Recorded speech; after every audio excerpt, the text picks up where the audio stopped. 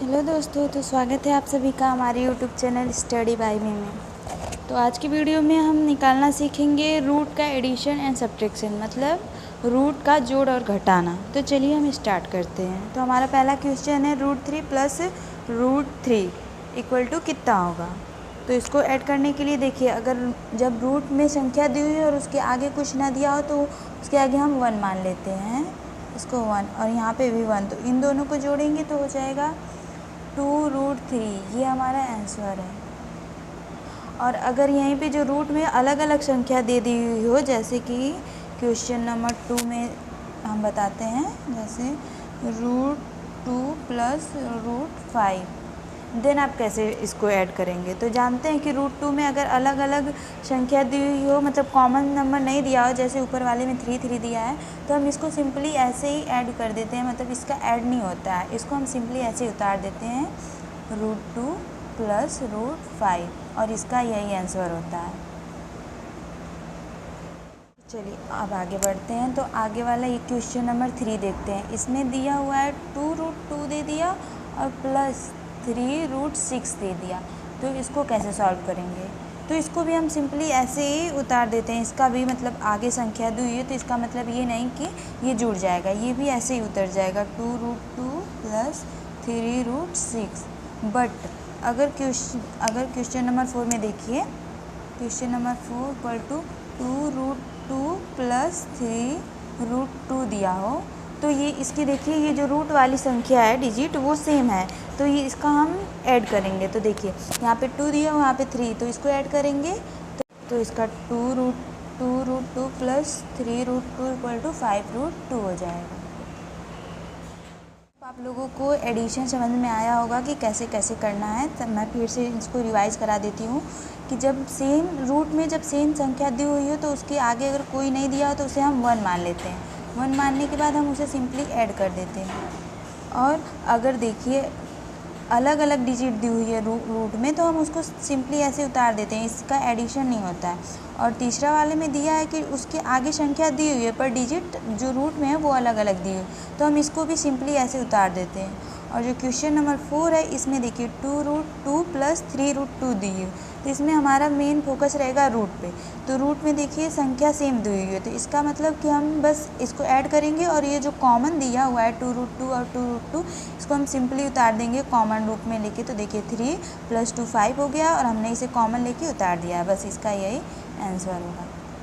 I hope आप लोगों को एडिशन समझ में आ गया होगा। अब चलते हैं हम सब। अभी तक हमने देखा है एडिशन ऑफ रूट, अब हम देखेंगे सब्ट्रैक्शन ऑफ रूट। तो इसमें भी हमारा सेम वही प्रोसेस है, बस इसमें सब्ट्रैक्ट करना है सिंपली तरीके से। तो देखिए इसमें भी दिया गया है सेम डिजिट दी हुई है रूट में, जैसे √6 माइनस √6, रूट में तो सेम डिजिट दी हुई है, सामने एक एक, तो इसके भी एक एक माना जाता है। तो देखिए √6 माइनस √6 इक्वल टू क्या हो जाएगा, 0 हो जाएगा, क्योंकि आप तो जानते ही हैं इसका कि x minus X equal to 0 होता है, x प्लस माइनस कट जाता है, तो ऐसे ही ये 0 हो जाएगा ऐसे। और अगर दे दिया क्वेश्चन में कि देखिए क्वेश्चन नंबर 2 अगर दे दिया कि 2√6 माइनस 5√6, तो इसको कैसे करेंगे। तो इसको जैसे आपने एडिशन किया था कि सेम रहता है तो ऐड कर देते हैं। इसमें जैसे सेम है, रूट वाली संख्या अगर सेम है तो इसमें माइनस कर देंगे। जैसे देखिए √6 है, तो यहाँ पे 5 और ये 2 दिया हुआ है, तो 5 में से 3 जाएगा तो कितना बचेगा, मतलब 5 में से 2 जाएगा तो कितना बचेगा, 3√6 इसका आंसर होगा।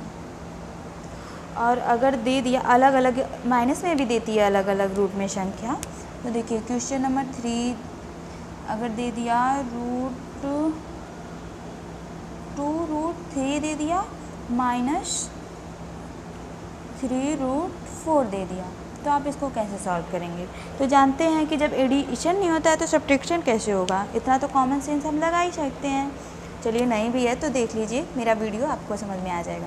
देखिए √3 और √4 है, तो इसको हम एज इट इज़ जैसे दिया हुआ है वैसे ही उतार देंगे, क्योंकि इसका भी माइनस नहीं होगा।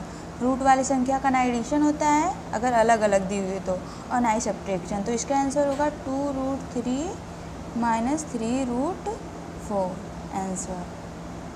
और अगर दे दिया जैसे मानो कि ऐसे क्वेश्चन नंबर 4 देखिए। क्वेश्चन नंबर 4 अगर दे दिया कि 2√3 माइनस क्या लें 6√2